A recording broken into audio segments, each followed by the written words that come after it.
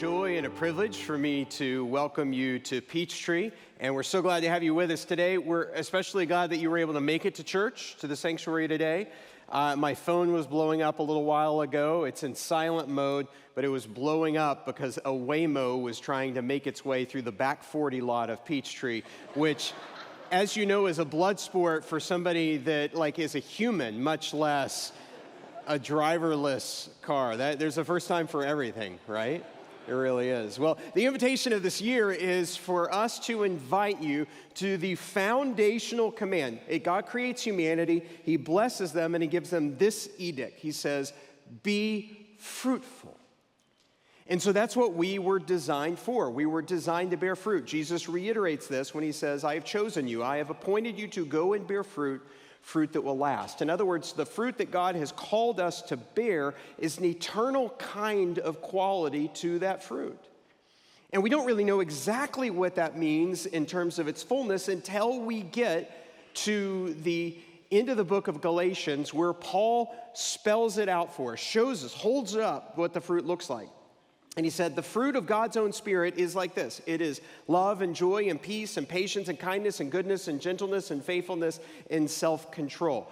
By the time we get to the end of the month of January, I am expecting you to be able to tick off those 9 like you would your favorite friend's phone number. And so what we find is, some of you are like, I don't know anybody's phone number. They're just in my, that doesn't count. And so we have this command, we're given what this looks like. But if you look at the story of God, there's a gap after God gives this command. He says, be fruitful, and then if you start reading into Genesis, Exodus, Leviticus, and Numbers and Deuteronomy, you find that fruitfulness falls on hard times. That fruitfulness with Abraham and Sarah becomes barrenness for a long, long time. And that barrenness finds its way by the end of the book of Genesis, trying to find that promise of fruitfulness through famine. And then by the time you get into Exodus, you could think that fruitfulness is just wishful thinking, because how can you bear fruit when you're in enslavement? And then after that, you find yourself in the most desolate and arid of places. You find yourself in the wilderness. And so what does fruitfulness mean if this is what we were designed to do, and yet this is the experience of God's own people? And then there comes to the moment that we're going to look at today in Scripture, where God's people find that they have worked their way hundreds and hundreds of years through all of that barrenness, famine, and wilderness and enslavement. And they find themselves finally on the precipice of entering into the promised land. And Moses sends in 12 spies, not to determine whether or not God is faithful, but what the nature of that faithfulness will look like. And when they come back, this is what they bring.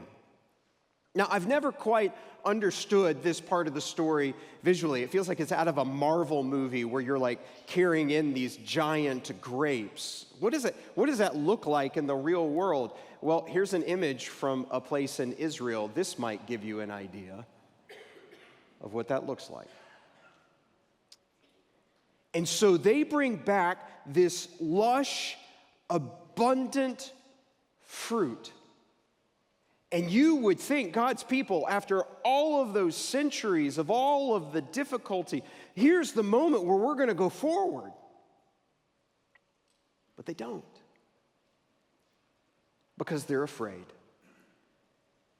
Today we're going to look at what happens to the call of fruitfulness when fear takes root, with 3 images: grapes, giants, and God.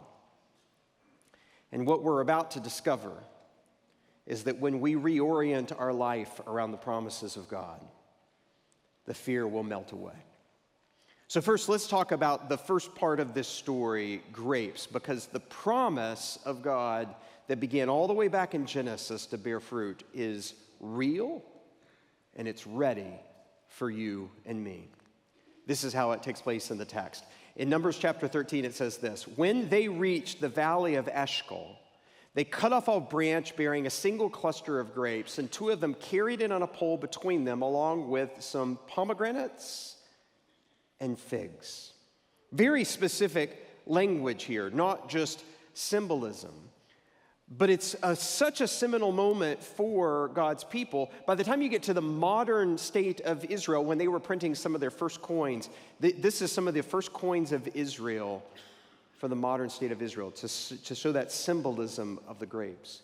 And this is based out of coins from ancient Israel, because here's what some of their coins looked like in ancient Israel. Notice the grapes on the right, and on the left-hand side, that is a sycamore fig tree. For you see, we need to make sure we understand the symbolism here. What God tells us over and over again is reiterated in the story, that they gave Moses this account, and it says, we went into the land to which you sent us, and it does flow with what? Milk and honey. Milk is language for livestock. It's where you would get milk from goats, cattle, that kind of thing, cheese. So the milk means that the land is so rich that livestock is there to provide milk. And honey actually is not the honey from bees, it is the honey from dates. And so what you have here is there is so much fruit that you can make honey, and there's so much livestock that you can make milk. And so this is the promise over and over again of what's reiterated. It will be a land flowing with milk and honey. And they get this sign of grapes that has got to be greater than they possibly imagined. And even though the promise is real and ready, they don't enter into the land. How can that happen? I'm sure you've been reading a lot of articles like I have about a significant change that's taking place right before our very eyes with the technology of artificial intelligence and how it is finding its way into every aspect of our lives, particularly our workplaces. And so there isn't a single dimension of our lives that's not being rapidly influenced by AI.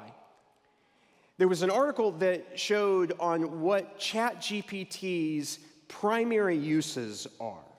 Number one use for ChatGPT, according to the end of year 2024, was what they call creative composition.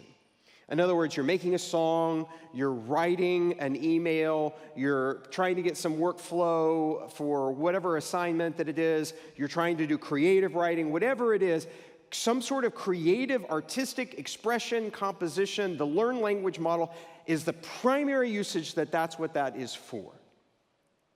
Do you know what the number two uses is for ChatGPT?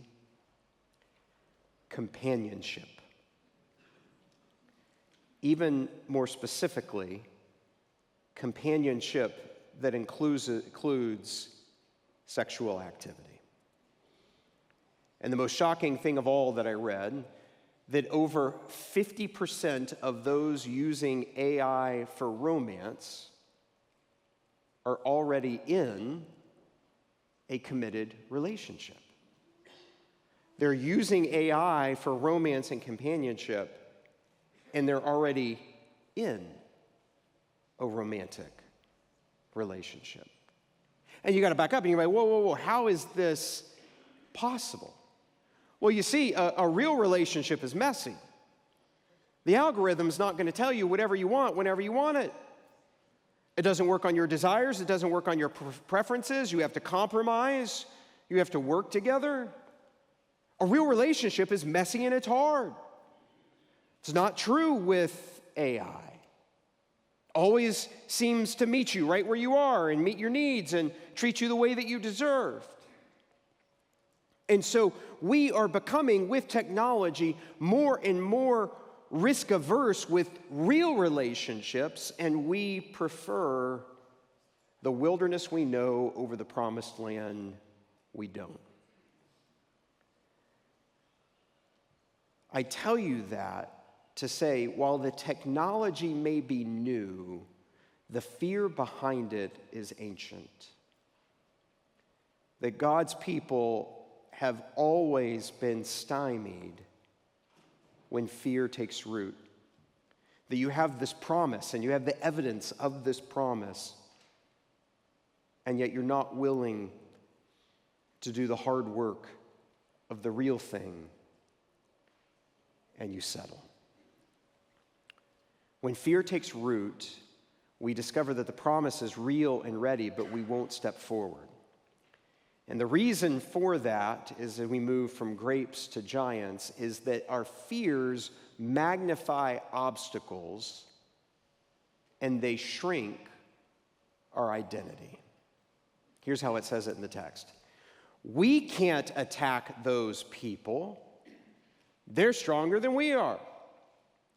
We seemed like grasshoppers in our own eyes, and we looked the same to them. Notice the verbs here. We can't, we seemed. They're putting forward the obstacle of what they cannot do, and they're warping their identity of who God has called them to be. Would this ever happen to you? When Kelly and I moved to the New York City area, we moved to a particular neighborhood where the church was nestled in a place where I think just by happenstance, many of the executives for CBS and specifically this show, 60 Minutes, lived literally just like right down the street from us. You can already hear the ticking of the stopwatch in your head as I put this on the screen. And we moved there in 2001, so this is nearly a quarter of a century ago. And you can imagine that we moved there. It's the most popular news show in the world. And at the same time, there is a controversial expose kind of book from a CBS insider that was called Bias. And what he was chronicling and trying to raise the alarm of, I'm sure this is hard for you to imagine, this is so long ago, that media is not about reporting the news anymore, but it's about a particular political agenda. And he chronicles how basically this has come to pass. That one of the executives for CBS one time went in there and said, listen, I've got good news and I've got bad news. The good news is we made money last quarter. The bad news is the executives know that we made money last quarter, and so now they think that we always can. And so what started to happen was instead of it primarily being a news agency or news company where their primary calling is to deliver the news accurately, it became about being able to keep people's attention. And what's the best way to keep people's attention? To make them afraid, to scare them. Or so do you come from one angle of the other, whether it's political left or political right, and you stoke those particular fears, and so in the midst of that fear, you keep people connected, glued. Don Hewitt, the founder and creator of the TV show 60 Minutes, said this. Before, they would say before a program, make us proud. Now they tell us, make us money. And listen, I'm a capitalist. I don't think there's anything wrong with turning a profit. I don't think there is anything wrong with making money. But when money becomes the primary thing, that turns you and I into consumers instead of citizens who need to be informed and treated with integrity and with truth. And that fear becomes the primary way that they manipulate this system and our attention. Right? 25 years ago, this doesn't happen anymore now. That we are consumed by fear. And because of that, do you think that because of the way we consume our media today, that we have a really good grasp of the challenges and what it means for us to partner together to challenge, to solve our collective problems in our country? Or are we like the Israelites, standing on edge and saying there's giants in the land and we're so small? we can't possibly do anything. Our identity as citizens of the U.S.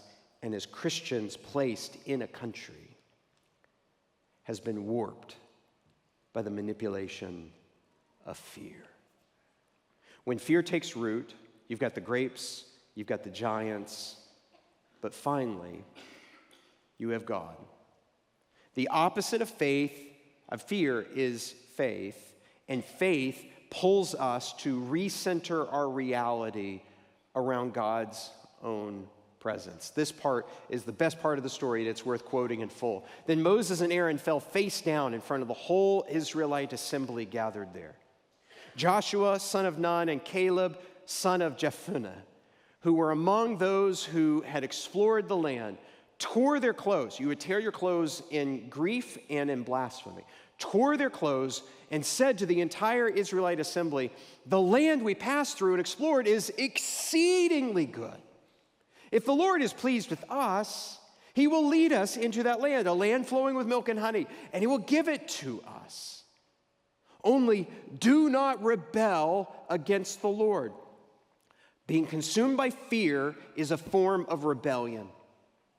Do not be afraid of the people of the land, because we will devour them. This is a great flip in the text, because earlier the other spies who are faithless in this moment say the land devours everyone in them. And Joshua and Caleb are like, oh, no.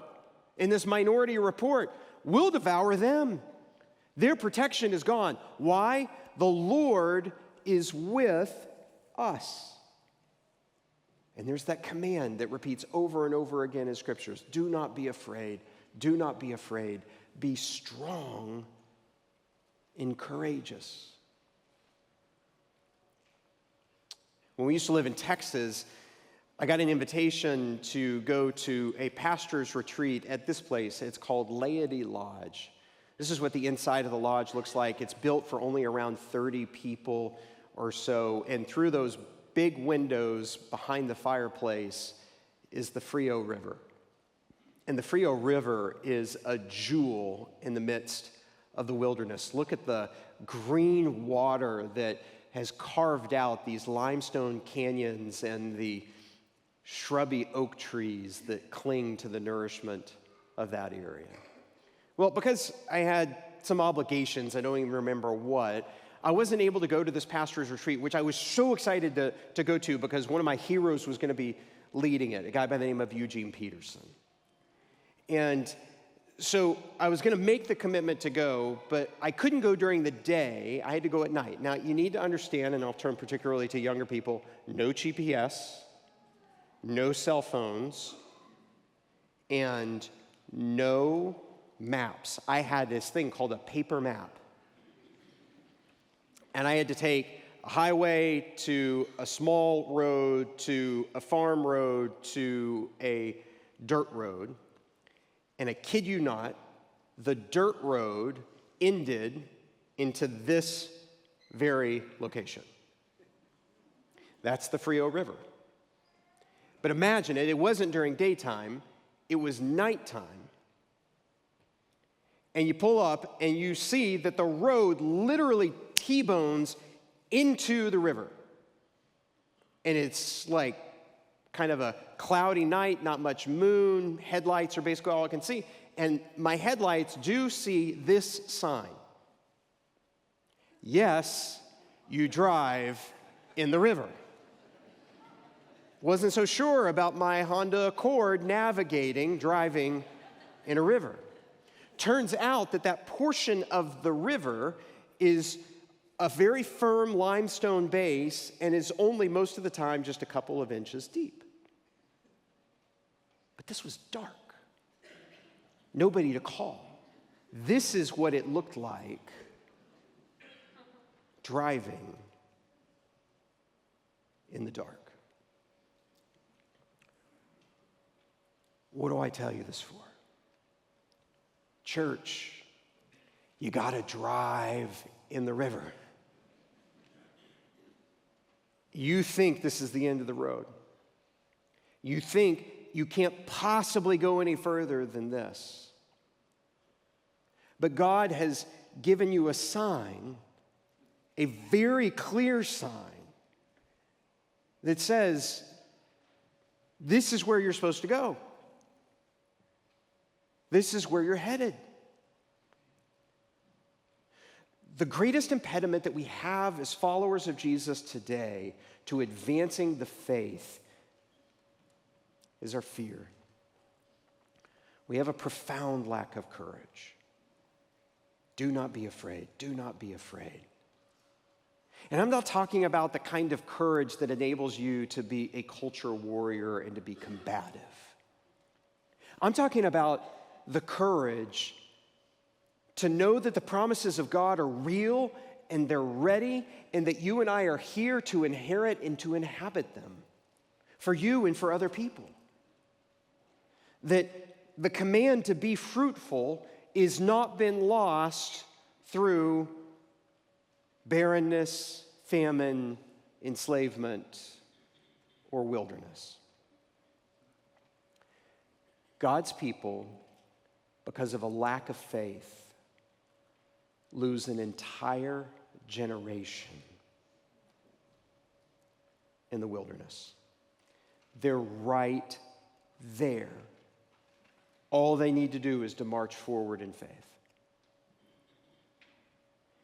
And because they won't, they will wander, and they will wander. The promised land is available to you and me through Jesus Christ. We don't have to live this way. We don't have to be manipulated by the algorithm. We don't have to be stuck in the back 40 lot with a driverless car. We don't have to be stoked into being afraid by our media outlets. We're called to bear fruit, and the only way you'll bear fruit is by faith. The obstacles are real, but God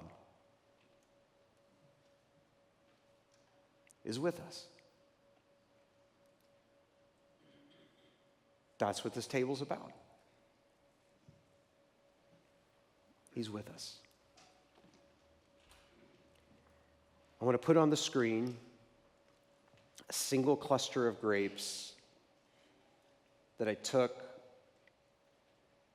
on the vine in St. Helena, California,